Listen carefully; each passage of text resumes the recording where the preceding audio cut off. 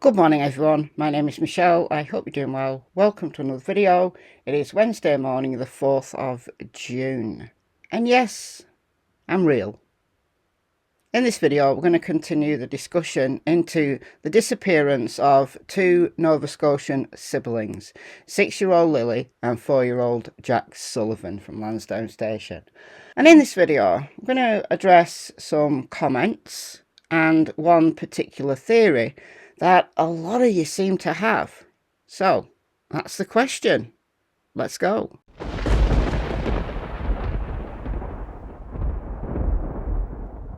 Before we get into that, I just want to highlight that there has been a vigil for Lilly and Jack. This was held at the RCMP station. This is a couple of nights ago now, and I just want to play you a short clip from CBC. Tonight is about saying a prayer, and we're going to light the way home for them. A paper lantern for 4-year-old Jack, another for 6-year-old Lilly, released into the twilight sky as a beacon of hope. Illuminate the path for Lilly and Jack. Guide their footsteps home. One by one, people placed candles, teddy bears, and angels outside the Tillington RCMP detachment, a growing memorial as many questions are still unanswered. Investigators remain committed to exploring all possibilities surrounding the children's disappearance. We want to thank all those who provided tips and information. Please know that we're fully engaged in finding out what happened to Lilly and Jack. Some family members of the two children looked on as dozens of community members showed they care. It's like every parent's worst nightmare. You don't ever want to have to ever go through something like this. And I think it's good to show them that their community is here for support if they need it. Search and rescue volunteers have scoured a total of 8.5 square kilometers surrounding the children's home. The latest search happened this past weekend when crews focused on a pipeline trail where a boot print was previously found. Tell me what that's been like living here in this community and having to watch this unfold day after day.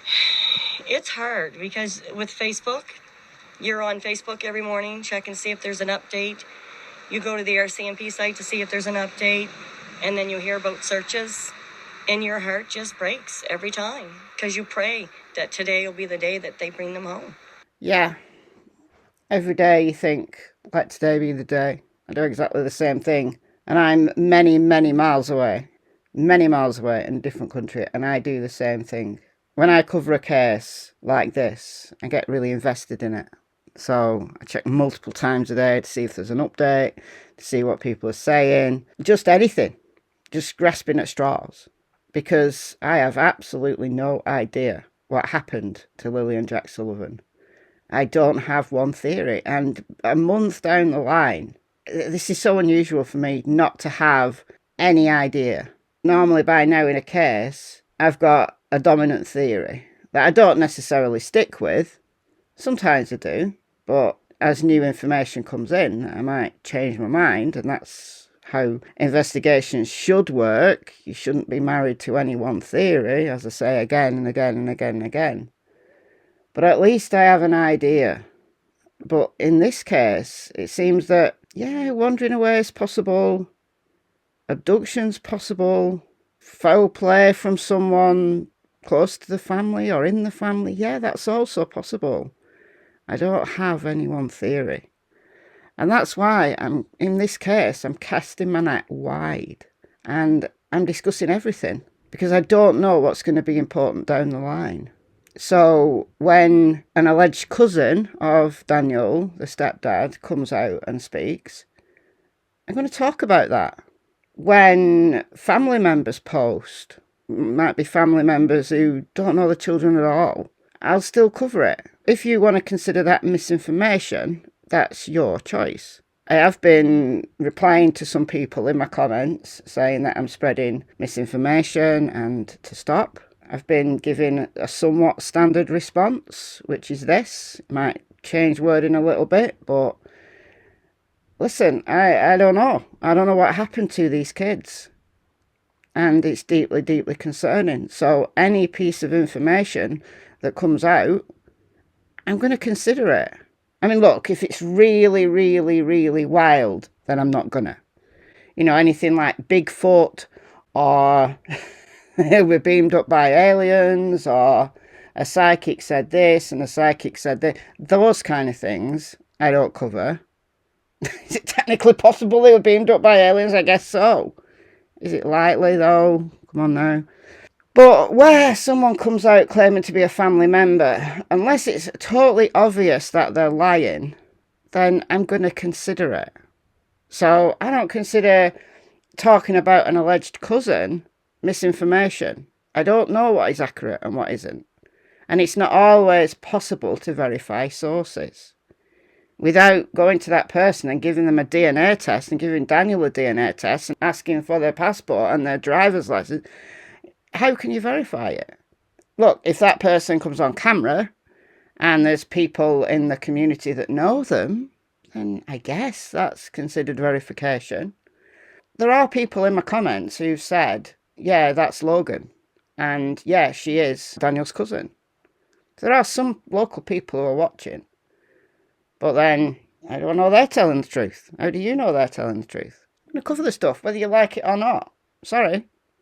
I always have that caveat, this is unverified. I'm not stating this as a fact. And it's up to you, the audience, to decide whether or not you're going to consider that information important or not. And if you don't consider it important because you don't think it's truthful, that's fine. I like you anyway. Unless you're really rude, and then I'm just going to block you. But I like differences of opinion. I invite comment. I say at the end of every single video, what do you think happened? What do you think? What are your thoughts? Say those things every time. So anyway. Okay, so I want to get into this theory that a lot of people, especially yesterday, have said. There's a variation on the theme, but they're all along the same lines. And honestly, I can't discount it. I can't discount anything. But why? Why would she do this? Let's explain the theory if you don't know anything about it. So the theory goes something like this, that Malia, the children's mother, has planned the children's disappearance so that she can go back to the reservation. I believe you call them reserves in Canada. She's arranged it with her mother to go back to the reserve and take Lilly and Jack with her. So they've orchestrated this quote-unquote disappearance. Why would she do that, though?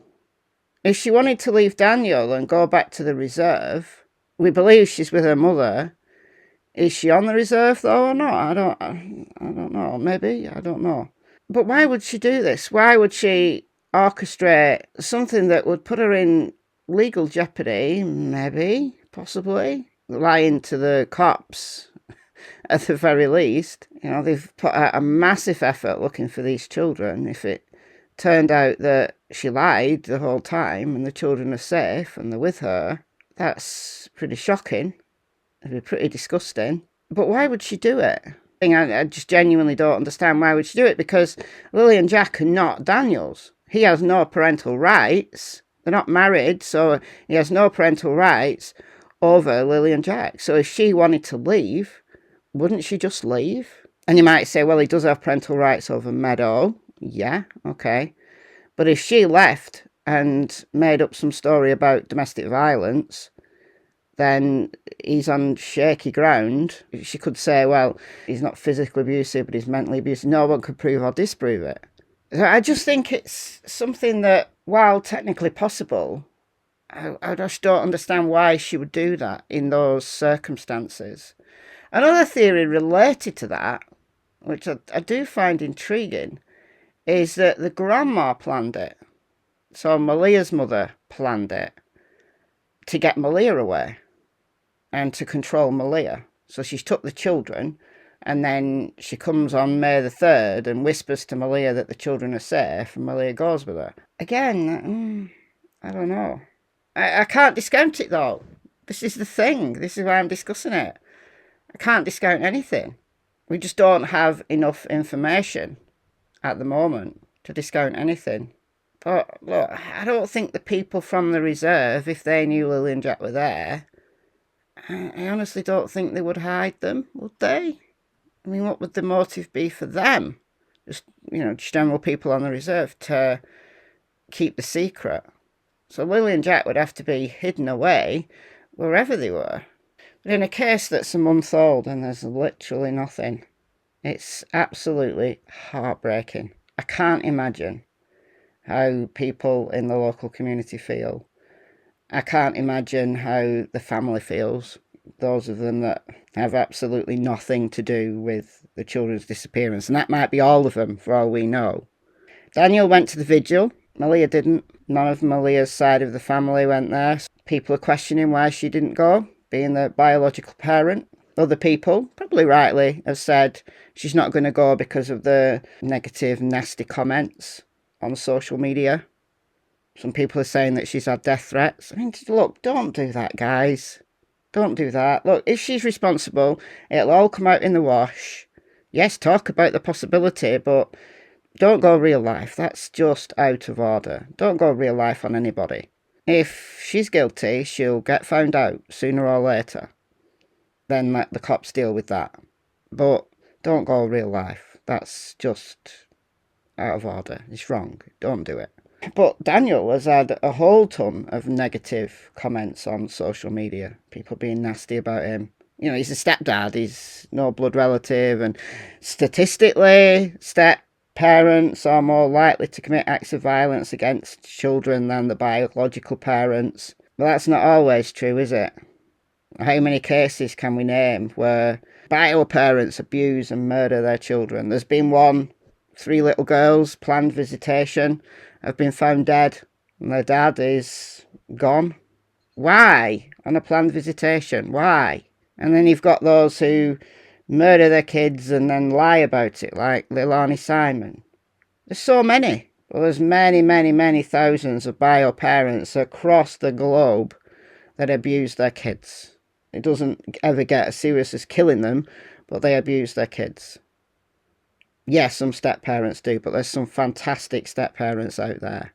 And we can't forget that. Is Daniel innocent? I don't know. I just don't know. I do have red flags, but I'm not going to say he did anything without any evidence whatsoever. And in this case, there just isn't any evidence. The boot print is all the searchers have to go off. They don't know whether it's Lilly and Jack's. I mean, that's one big difference between this case and the Summer Wells case. I mean, I myself have said that this case is the Canadian version of Summer Wells. It's very similar in a lot of respects.